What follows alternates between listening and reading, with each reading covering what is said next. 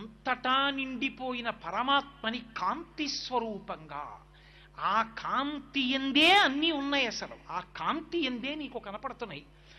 ఆ కాంతి నీకు ఎలా కావాలంటే అలా కనపడుతుంది. కార్తీక పౌర్ణమి నాడు వెలిగించేటటువంటి దీపంలో తప్పకుండా 2 మాటలు చెప్పాలి.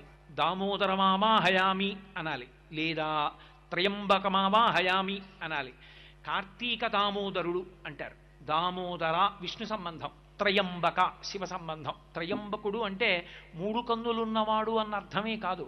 త్రయంబక అంటే త్రయాణం లోకానాం, ఆయన 3 లోకములకు కూడా తల్లి తండ్రి అయి ఉంటాడు కాబట్టి త్రయంబకుడని పేరు.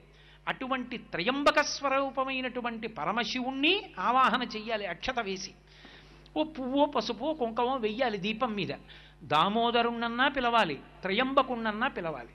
పిలిచి ఇప్పుడు ఈ దీపాన్ని పైకెత్తి పట్టుకోవాలి. ఈ దీపాన్ని పైకెత్తన్నా పట్టుకోవాలి, లేదా నువ్వు ఒక ఎత్తైన ప్రదేశంలోనన్నా ఉంచాలి. అందుకే కార్తీక మాస ప్రారంభం దేంతో అంటే ఆకాశ దీపంతో ప్రారంభం. నిజానికి ఏవి ఆకాశ దీపాలు? మీరు నేను పెట్టక్కర్లేదు. ఆకాశ దీపాలు వెలిగించిన వాడు పరమేశ్వరుడు. సూర్యుడు, చంద్రుడు, నక్షత్రములు ఇవి ఆకాశ దీపాలు. మరి కార్తీక మాస ప్రారంభం దేంతో మొదలు? ఆకాశ దీపంతో ప్రారంభం. ఆకాశ దీపం ఎక్కడ వెలిగిస్తారు? దేవాలయంలో వెలిగిస్తారు. దేవాలయంలో ధ్వజస్తంభానికి తాడు కట్టి ఒక చిన్న పాత్రలో దీపం వెలిగించి గాలికి నిధనం కాకుండా రంధ్రములతో ఏర్పాటు చేసి దాన్ని జాగ్రత్తగా సమంత్రకంగా భగవంతుడి నామాలు చెప్తూ భక్తులందరూ చుట్టూ నిలబడి ఉండగా ఆ దీపాన్ని పైకెత్తుతారు. ఎవరి శక్తి కొలది వాళ్ళు కార్తీక మాసంలో ఆకాశ దీపాన్ని పైకెత్తడానికి చమురో ఒత్తులో ఏవో ఒకటి ఇస్తూ ఉంటారు. అది పైకెత్తుతారు. ఎందుకని?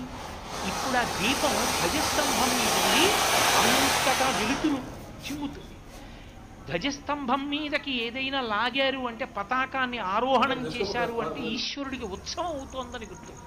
ఒక్క కార్తీక మాసంలో మనమే ఉత్సవం చేస్తాం. మనకి మనం ఉత్సవం. ఉత్ అంటే తల పైకెత్తాలి.